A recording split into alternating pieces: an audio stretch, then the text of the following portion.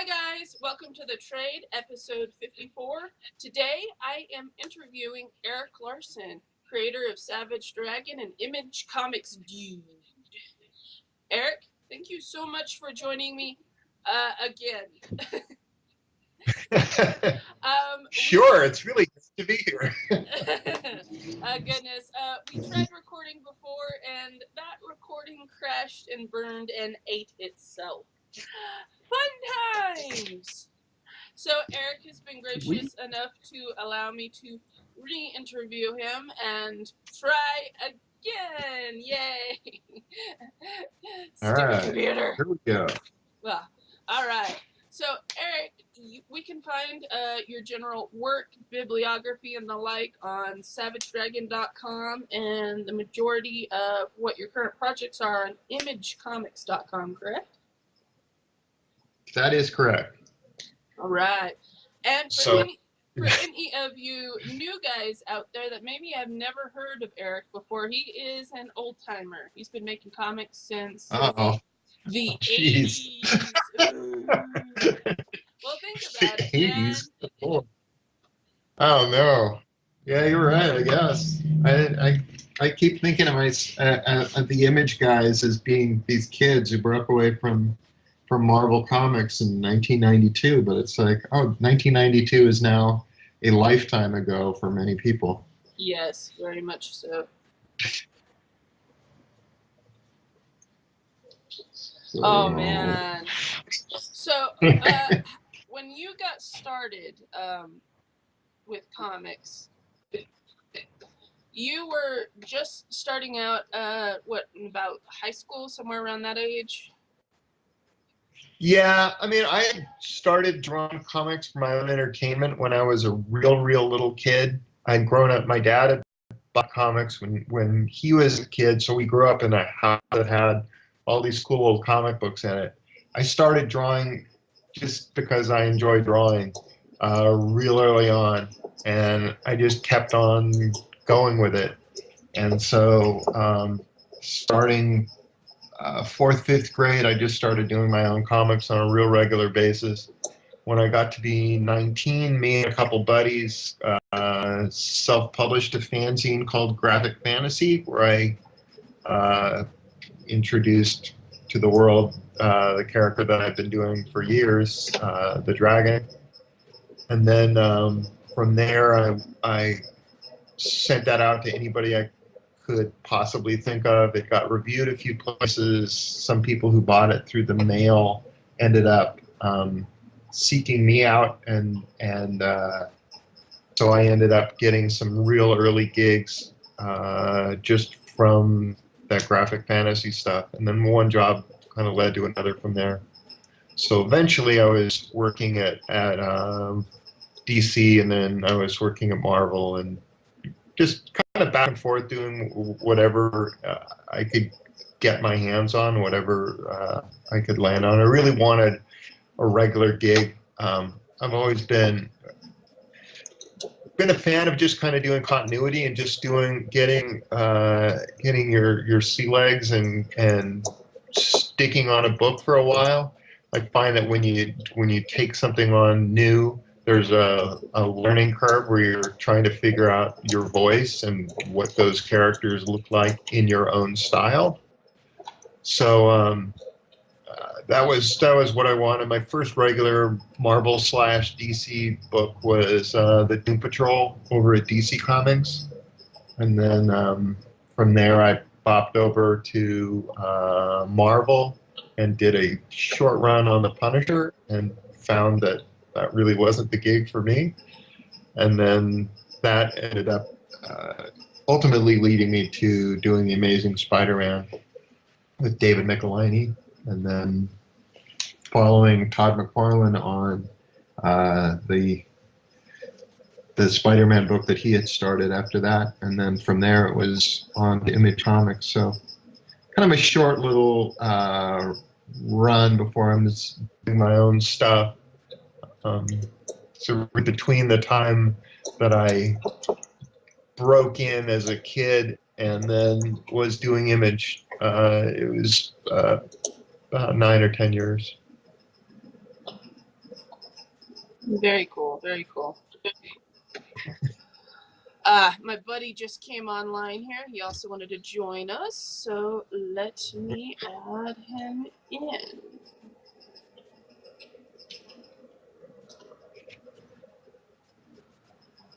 There we go. That work? Yeah? No? It's calling. It's calling. Anyways, so overall, you started off making your own little zine and kind of spreading it around to everybody with your Kirby. Is it Kirby or is it Ditko that you're more inspired by?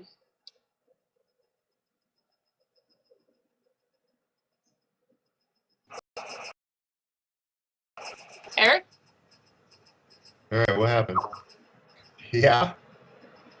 Did you hear me? Hello? Did it cut out?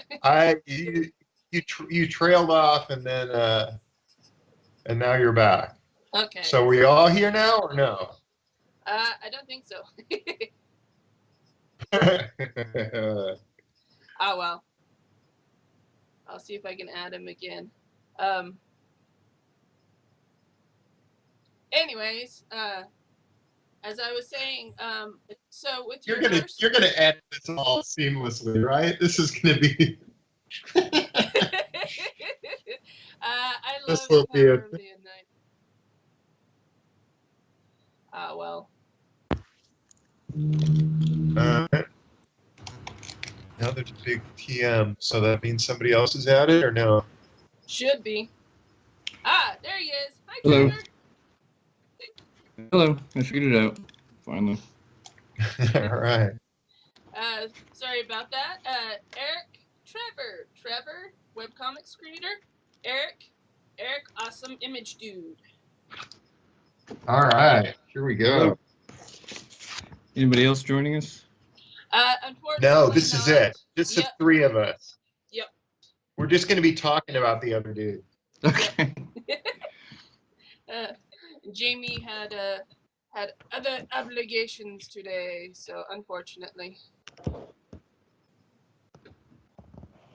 But anyways, as I was saying, so you started off making a zine with dragon in it, kind of this character you'd started creating in school, and then you went ahead and did you put them aside for a little bit while you worked on those other projects that really started launching you off more into the bigger name?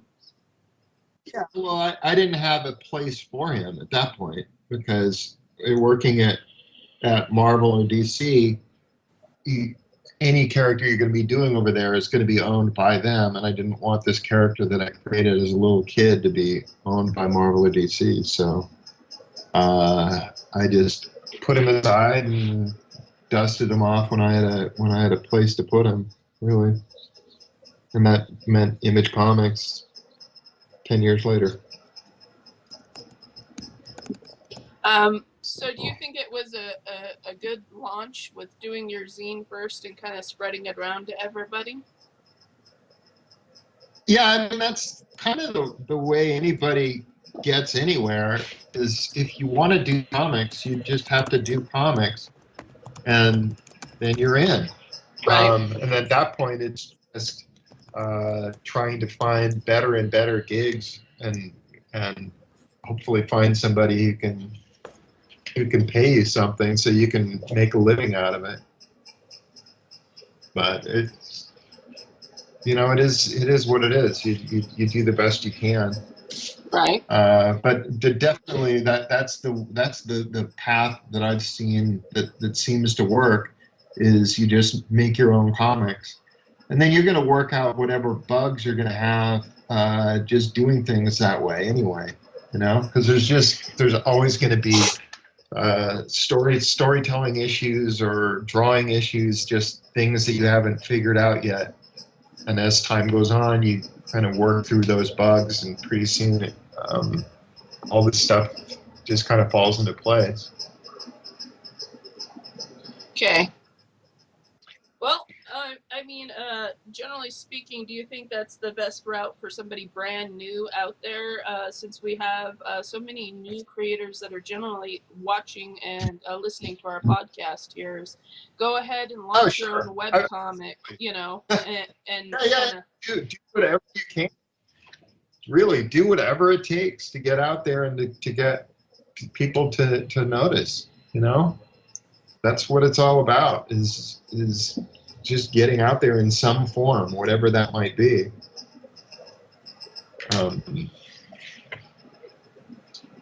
So yeah, do that. Well, I don't know what else to add. Right. Well, especially nowadays, more people, since there's less of that gatekeeper, less of a, well, I don't want to be rude, but less of a need to go to some of the bigger companies to publish your stories. Do you think people should still try? Do anything. That's really, ideally, what you want to be able to do is make a living doing what you want to do. So you kind of follow up whatever that takes. If you can expand your self-publishing stuff or your webcomic stuff, be able to sell enough ads that you can make a go of it, then good Lord, yes, pursue that and make that a reality and make that something, because that's going to be something you're going to be more satisfied with, I would think, to some degree. If your dream is to draw Spider-Man, that's likely not going to be realized via your webcomic. So if that's what you want to do, then you're going to have to pursue doing something else. But even so, people can sit there and do their own fan-created Spider-Man comics and just put those online. Here's what I did. I came up with this. I'm putting it on my DeviantArt page. People do that all the time. They just create art. There's nothing to stop anybody from creating art at any point.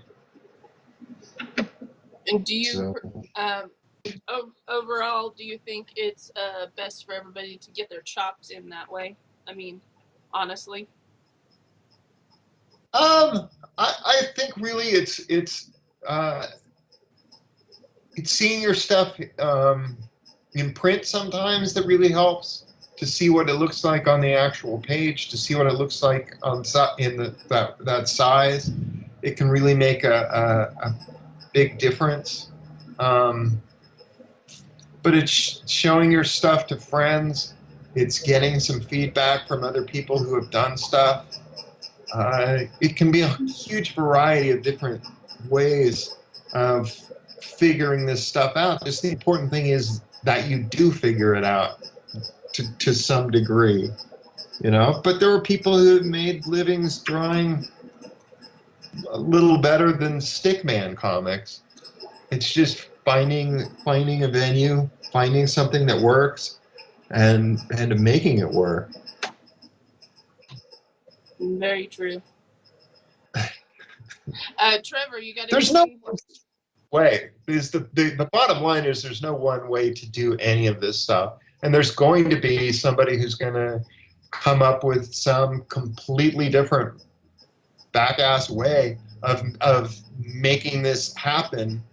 And you'll just be like, oh, that's the new way to breaking into comics. That's how you do it. And it's like, no, it can work that way or it cannot work that way. It's like the saying about, being an entrepreneur is don't try to get a job, try to invent a job. Yeah.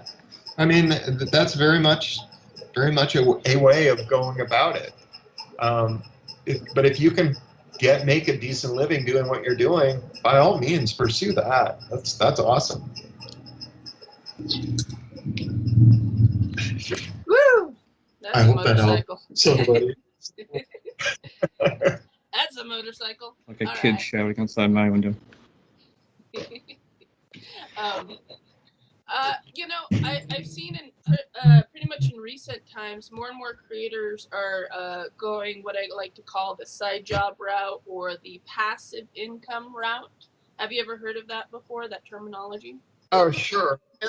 And there are people who do so well doing commissions That basically just go from convention to convention and sell commissions and do art for people and sell sketchbooks and never make any comics anymore. That happens. That's happened a few times. There are a bunch of guys whose names we used to see in comics all the time who are just sitting there selling their wares through their websites or going to comic book conventions and various other things. But you know, at the end of the day, you're trying to provide for your family and make a living and do all that stuff. So if that's what it takes, then that's the route you got to go. The thing is, comics can be a fairly low-paying job if you've got it. It's very work-intensive, and unless your numbers are really good, and self-publishing and having really great numbers, it can be a struggle to make all that stuff work. So people have had to try numerous things to just make the numbers add up. So I got kind of pulled onto this at the last minute, so I didn't have much prep time, but I'm taking questions from the studio audience here. Let's see, we've got somebody asking, I respect your run on Savage Dragon, that it's been so continuous, but she wants to know if you've gotten bored at any point. No. No? No. I don't get bored. I mean, burnt out? Anything like that? The thing is, what I've done on the comic is I've set it in real time so that the characters are continuously aging. Because of that, the book kind of reinvents itself constantly because the things about it keep changing month to month to month. So while the book was initially about Savage Dragon, and then he had kids, now his oldest son is the lead of the book, and we've sort of gone through him from being in grammar school to being in middle school to being in high school, and now he's graduated, and now he's married, and now he's got children, and so things keep changing. His world keeps changing. All of the trappings keep becoming different. And then on top of that, I've got all these new characters that are constantly being created in the book, so that there's always something new to be playing around with. And some of the characters that I really enjoy writing and drawing aren't characters that I've been drawing for all 25 years. They've been characters that I've created more recently. Right. And, and I'm just doing that. But because it's creator-owned, you can just do whatever you want to. And so if something's boring me for some reason, that's my fault.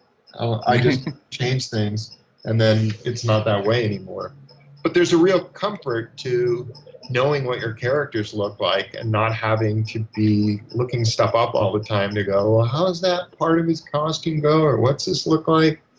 When I was doing just Marvel and DC fill-in kind of stuff, there would constantly be this learning curve going, oh, geez, how tall is the Kingpin, and what's he look like? And there's like 50 different artists who have drawn him 50 different ways. And what am I supposed to be doing here? Is he a big fat dude with a tiny little nugget of a head, or is he a... I'll be honest, I'd have walked out of that job in a week. It's a tough one. It is a tough one, but you try to make the most of it.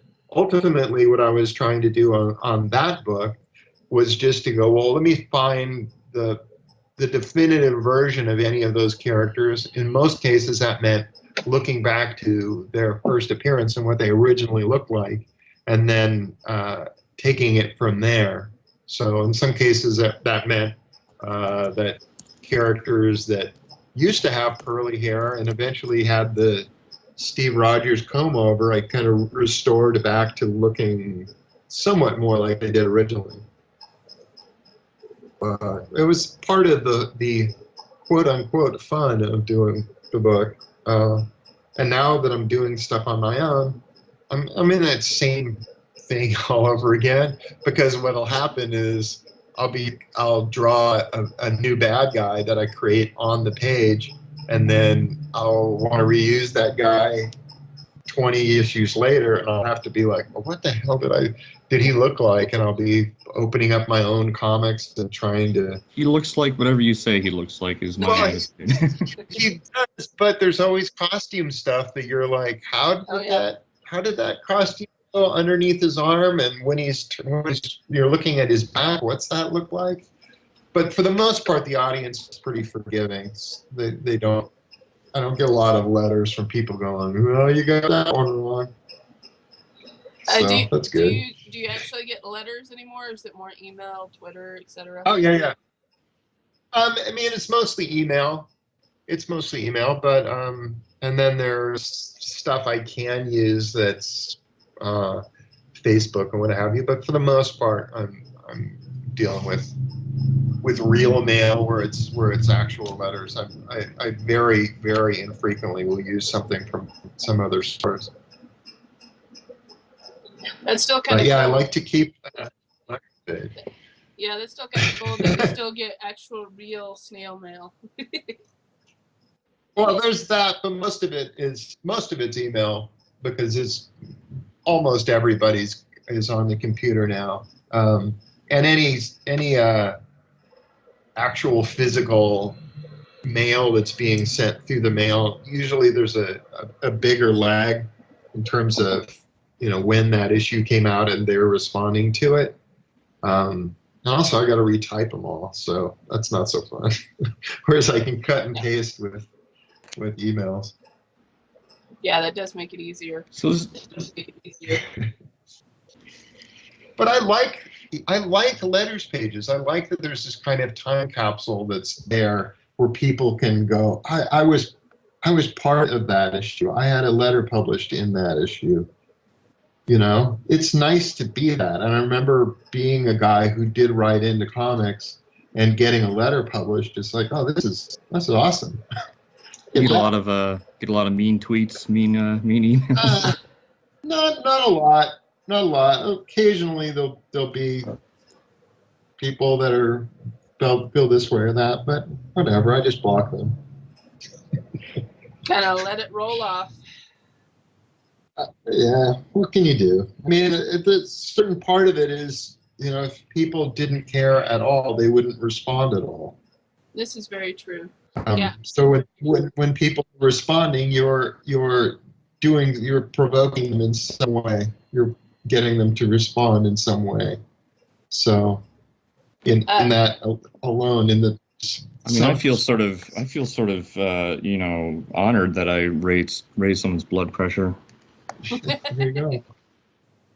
I remember I was a freshman in high school. I wrote into one of the Marvel one-shot books where they would do the what ifs. Uh-huh.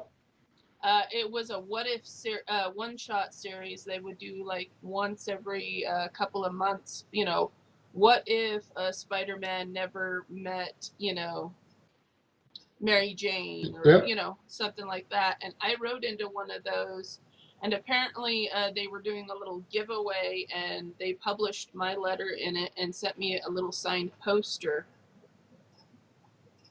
I still have that poster. I actually have it put away right now. I'm gonna get it archivally put in a nice large frame, because it was a very large poster, but it was signed by all the creators and writers at the time that did the what ifs. That's awesome.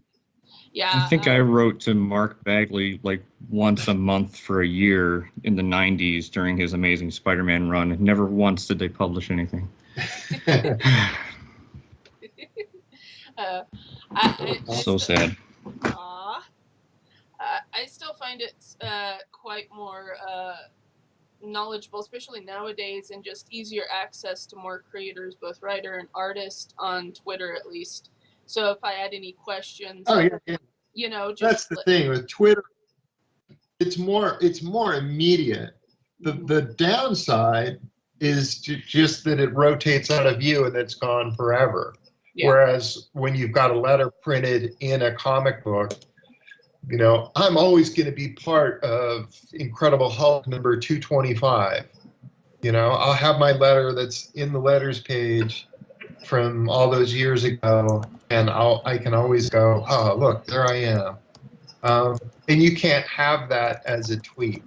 You know, you can be, oh, I got a response from this guy once, and I took a screen cap of it, but it's not really the same as you're physically holding it in your hand, and it's going to be there for anybody else who also happens to buy that comic. You know, it's there forever.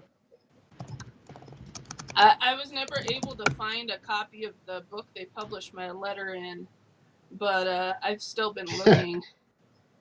Since it was I know it was such a small run of those.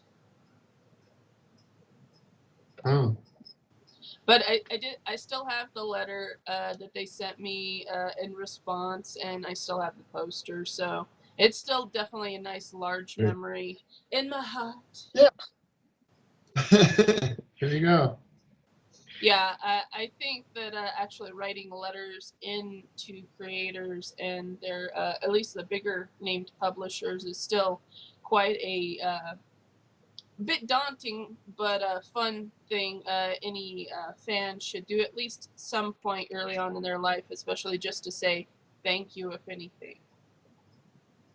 Well, I know on a lot of these books, especially the smaller ones, you just get so little feedback on anything that the people who are doing the work itself really, really do appreciate it and just feel like, oh, there is somebody out there. They like me. Bruce, this is awesome. You're like, yay! The world isn't so lonely. Or they hate me or whatever, but it's something. Hey, hate's another form of love. It's just the opposite side of the coin. Yeah. All right, to throw back to some of the earlier work you've done, let's hit up your work on Spider-Man real fast. That's how you kind of started out, right? Was it Spider-Man first? You did a fill-in story? I did a fill-in fairly early on Spider-Man, yeah. And then I went over and did a bunch of DC stuff, and then came back later and did Punisher, and then it was back to more Spider-Man.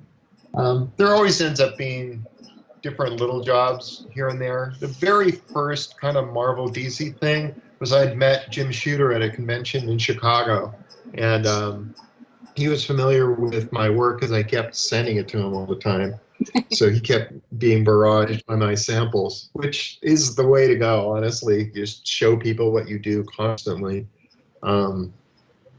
But we met at a convention, and the two of us sat down and plotted out a story that I would draw, which was an inventory story of the Hulk and Thor kicking the crap out of each other. Mm-hmm. And once I had done that, that became just the samples that I would show to everybody. And it really opened up a lot of doors because people could see me drawing real characters that they had heard of for a comic book that was supposed to be a real comic book. And eventually did appear as Thor 385. So it did seem good. But so, that was definitely that opened some doors. So that got me a fill-in on Spider-Man. That got me a short run on a book called The DN Agents at Eclipse Comics. Mm-hmm. And then that got me a gig doing the Doom Patrol over at DC, which I did for about a year. And then Doom Patrol got me back over at Marvel doing the Punisher, and then onward and upward. Do you have any particular projects that were your absolute favorite ones to work on besides your own, of course? They're all favorites to some degree. I try to make anything I work on my favorite comic.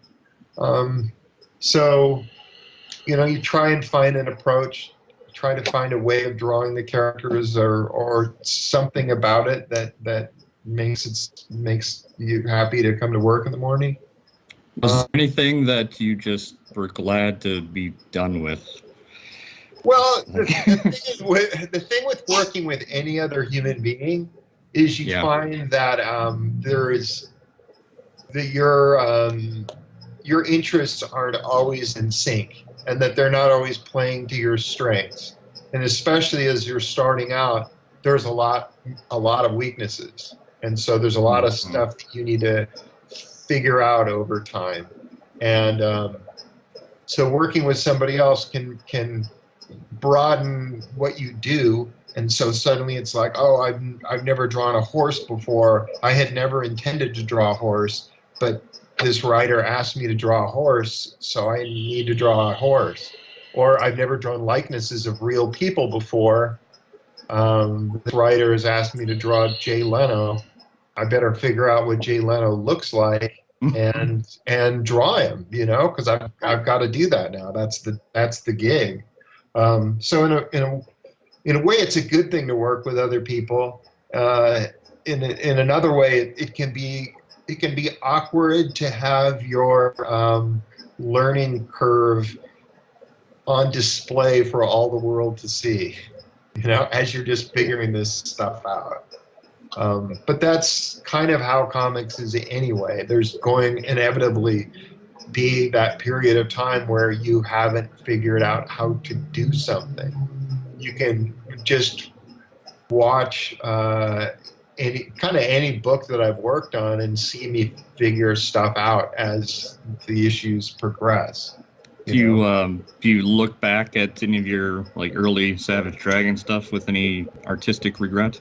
Oh, sure. Constantly. There's constant stuff that it's like, oh, I haven't figured out how to draw kids yet. Oh, I haven't figured out how to draw, whatever. It took me a long time to figure out how to draw Asian eyes. On somebody, it just looked wrong when I was drawing it. And then eventually I got to the point where I'm fairly comfortable at it now. But for the longest time, kids look like mongoloid adults, and you just as time goes, you just kind of go, okay, I gotta figure this out. I gotta figure out how to draw cars. I gotta figure out how to draw different kinds of animals that I'm not used to drawing, and all this stuff. You do it. You got to get there. So do you recommend anybody maybe taking art classes or trying to focus on some of their weaknesses before they really launch into anything heavy, or just do it? Oh, no. I think jumping right in, if you can do it, is awesome too. Of course, you want to learn everything. Right. But it's hard to learn everything. There are so many different things that you're going to need to learn to draw when you're doing comics, and a lot of it ends up being just on-the-job training, where you're suddenly faced with something that you didn't anticipate ever having to draw before, and that just happens all the time. There's really no getting around it, because you can't sit there and figure out how to do absolutely everything. Yeah. Stuff changes too. It's like, oh, I spent all those years learning how to draw a telephone. Now nobody has a telephone anymore. That was a waste of time. Yeah, I think my grandmother still had a rotary phone up until 98, 99. Yeah. My grandmother has a rotary phone to this day. Still works. There you go. It's like, oh, does this guy have to have so many zeros in his number? What a dick. I'm never calling him back. Right.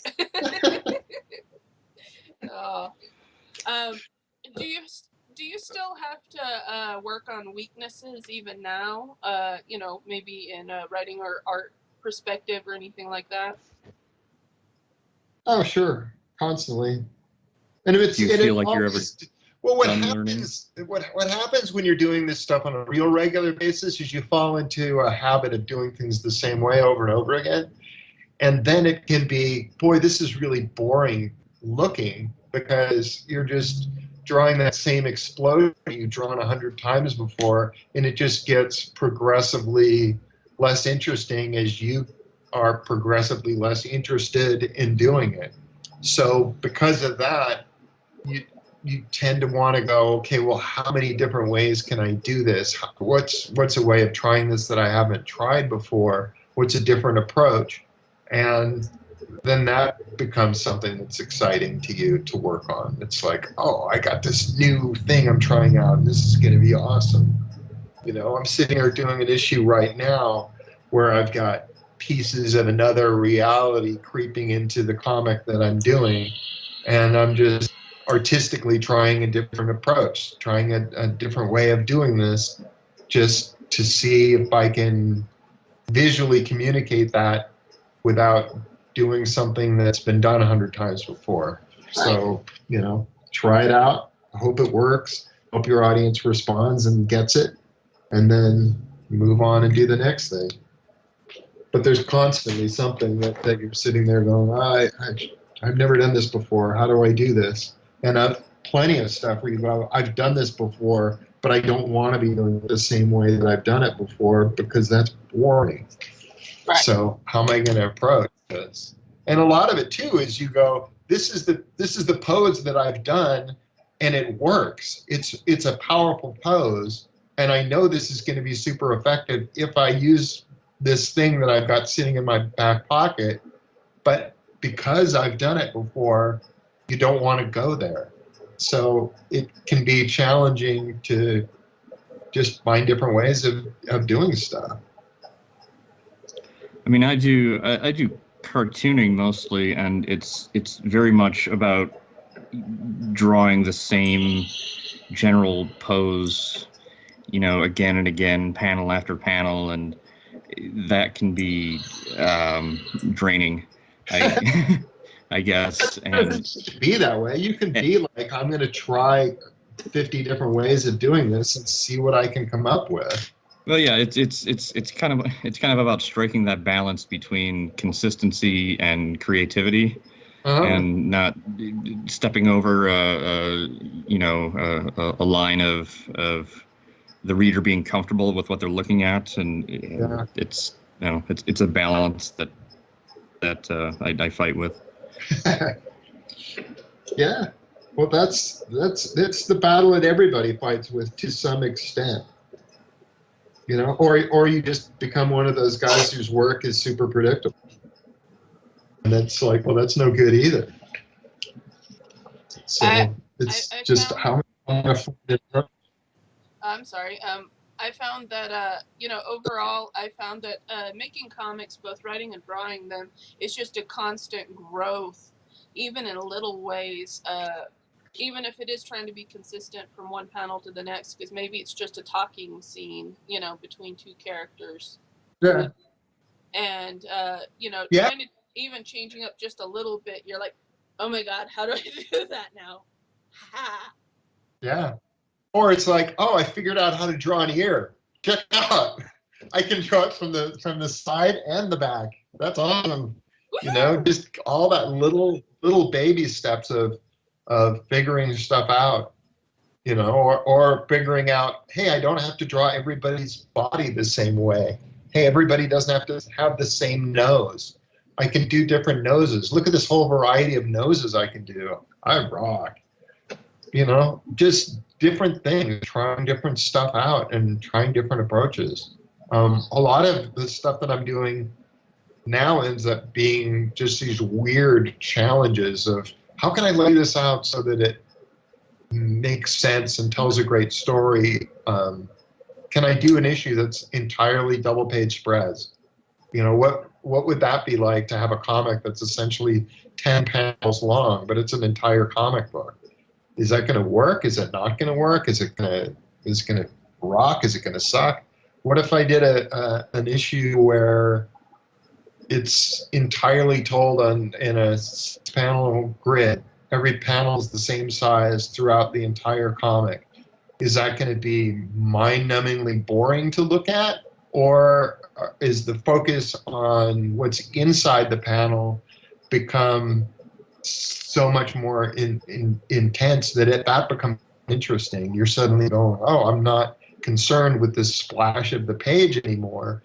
Now I'm caught up in the pieces of the story. There's so many different ways of approaching any page. It's kind of endless in a way. And that's part of the fun of doing comics is being able to experiment and being able to try out new stuff that you've never tried out before, or different approaches that you've never tried. It can be a blast. But it depends what you're doing, where you're doing it, how you're doing it. Just so many different avenues and so many different places that you can do this stuff. It's all fun. It is. In the end, that's kind of what counts, is both telling your story, trying to tell it the best you can, and just having fun with it. I found that sometimes the hardest thing to do, as much as actually making it, is sometimes finding the fun in it, and just changing up just even those little things can give you small growth spurts and learning victories. Yeah. Yay! Yay! Yeah. Yay, victory. Yes, victory. It is. All right. Overall, do you think that anybody that's creating, that's just coming up nowadays, and starting themselves up, maybe doing a webcomic, maybe doing some zines, because zines are still actually quite a large underground thing right now. I think it kind of waned off there a little bit through the 90s, but it's picked up quite a bit through the 2000s now. And more and more people are doing their own zines and just having fun with it and really learning how to do their own storytelling. Do you think this is a good approach to somebody maybe launching themselves out there into just whatever creative endeavors they want to do? I know some animators that just did zines and actually got animation jobs out of it.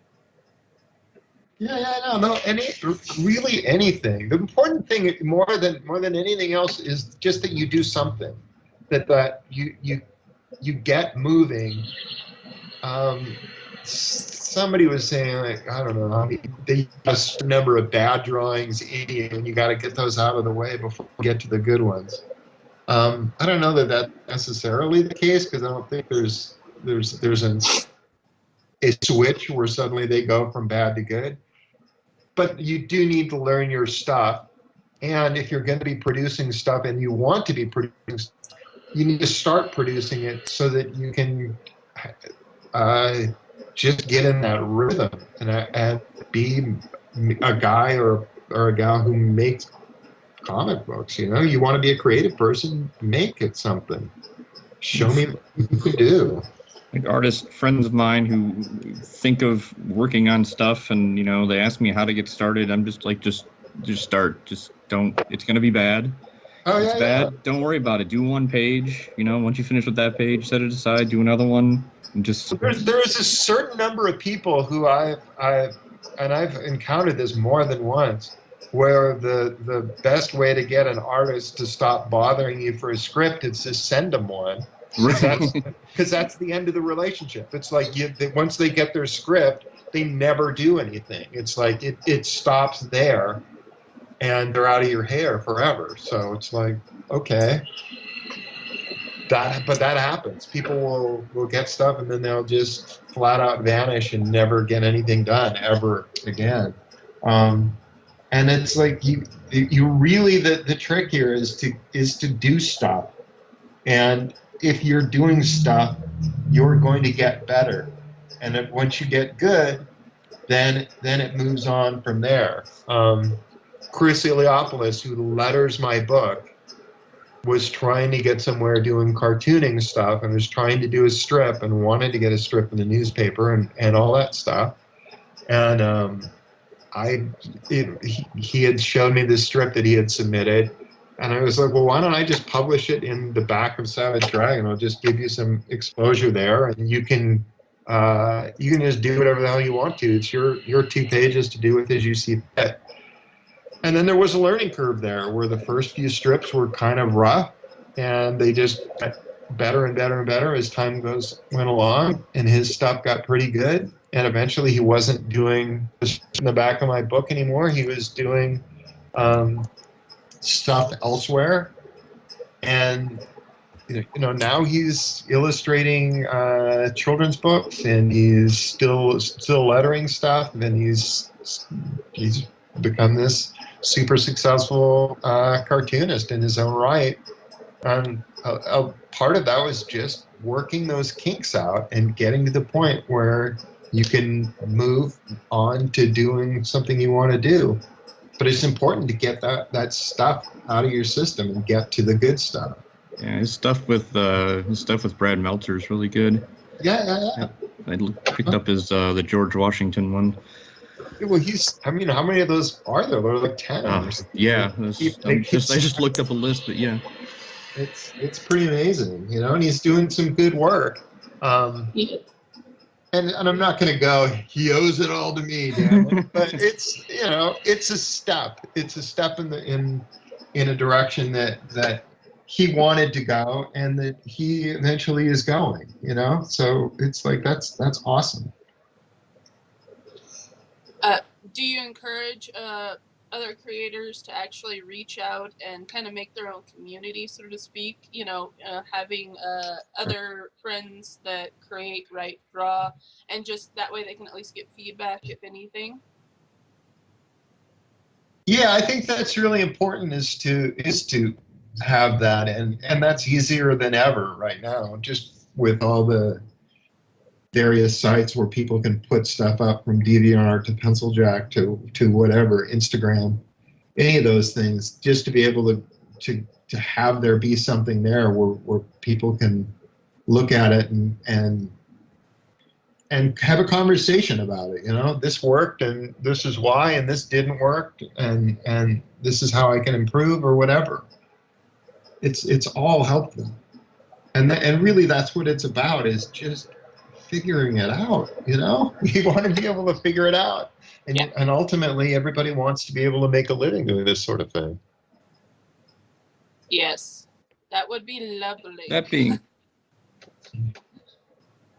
That being said, and this is kind of more of an industry question, but what do you say to, I guess, the more recent criticisms I've been reading, and it seems like I've just been reading this stuff ad nauseum recently about there not being enough variety in the in the comic book world, especially from the big three, and they're not reaching out to try to expand their audiences beyond what's the traditional comic fan.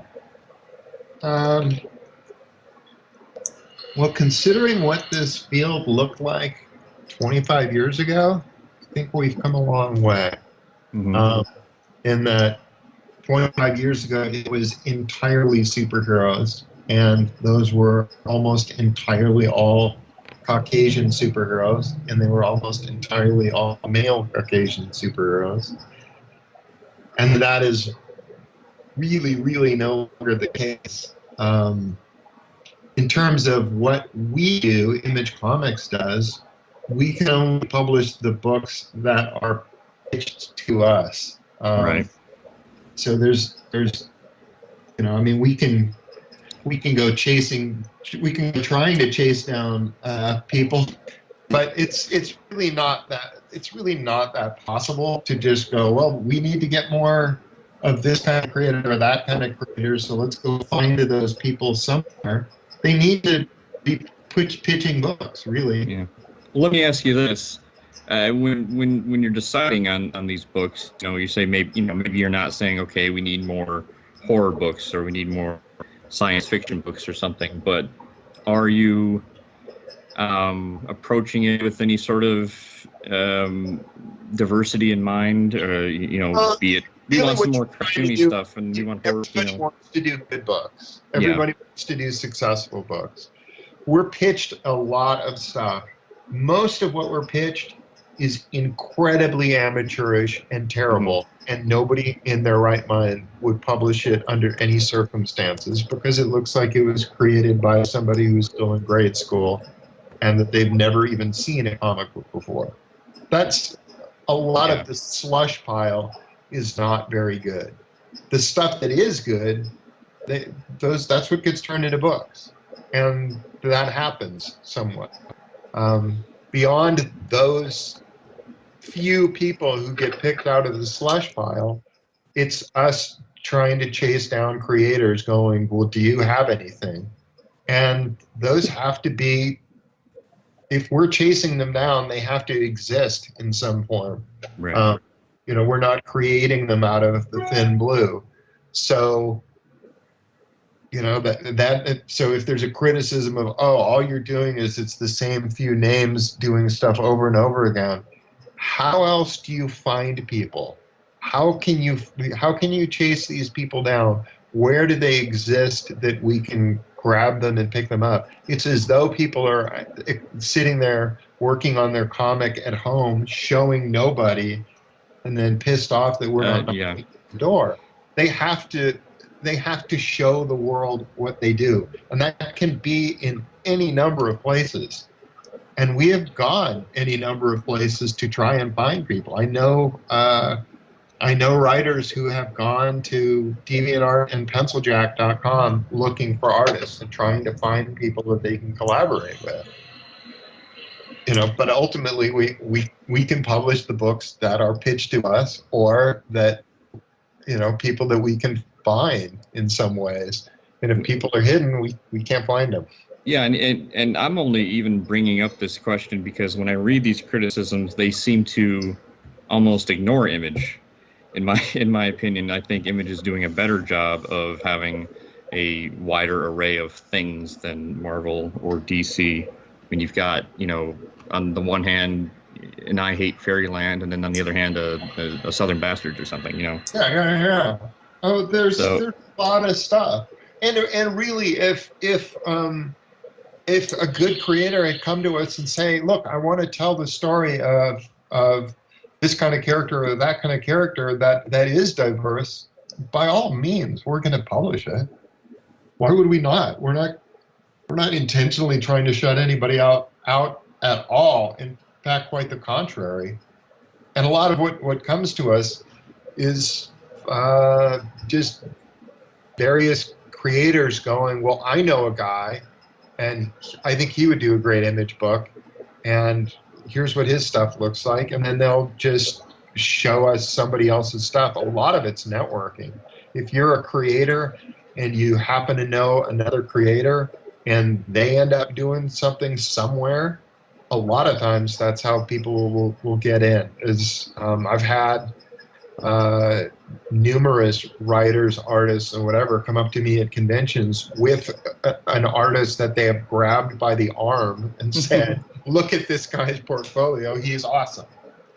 So I guess this is sort of ties in to another question from the studio audience here. It says, how do you decide upon new talent, and when do they decide upon hiring?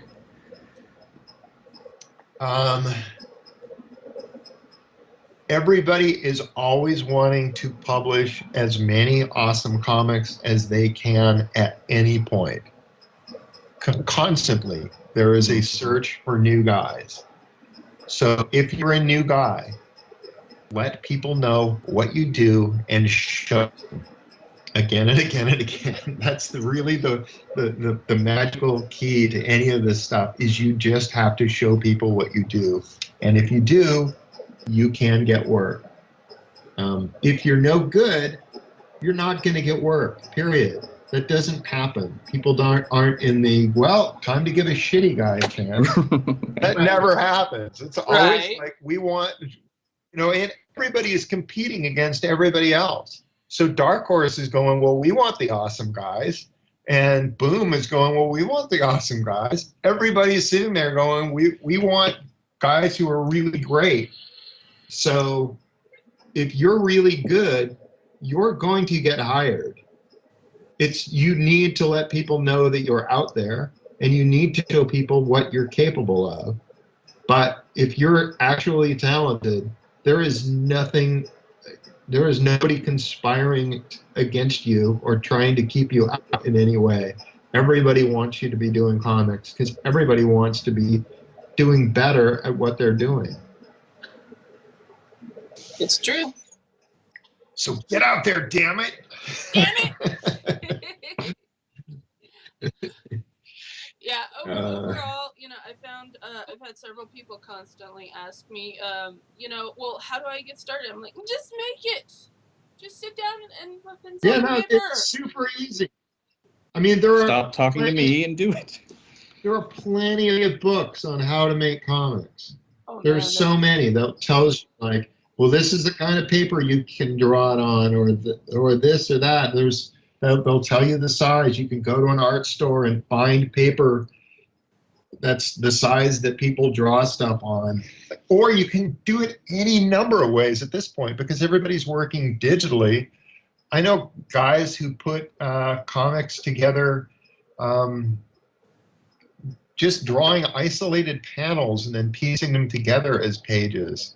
I know guys who will just draw figures and have somebody else do backgrounds that they place their figures on. There's so many different ways of doing this now. You don't have to draw on the same size paper as everybody else and do things the same way as everybody else. There's really no limit.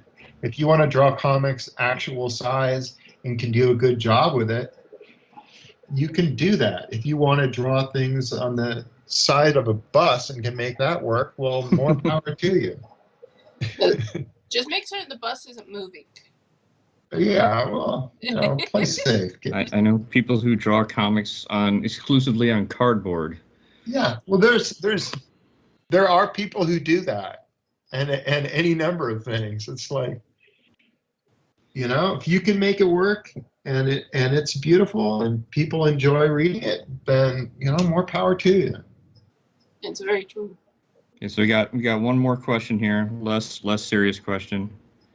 Does the police department have to pay extra for Dragon's health insurance since he's not human? I don't know. I don't really know about that much. Speculation. It's never come out, so Never? it's not canon one way or the other, I guess.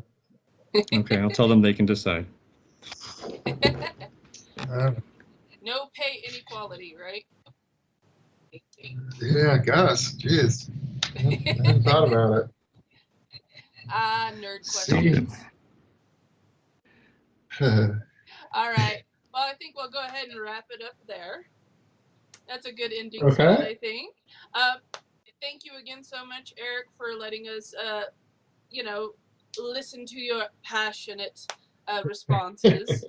I appreciate it so much. All right. And well, hopefully it works this time. Yes. It should work out this time. And thank you hopping on last minute here, Trevor, to help me out and take some reader questions there. So Yep, no problem. Again, guys, that was episode 54 of The Trade. If you want to check any of our comics out or any of our work, you can find Erik Larsen's work, of course, in print or digital through Image Comics, imagecomics.com or savagedragon.com. And my co-host today, impromptu co-host, was Trevor McKee of conspiracyofbirds.com. Thank you, guys. Appreciate it. All right. Thank you. All right, guys. Bye. I'll talk to you later, everybody. We'll see you next month. Bye. Bye-bye.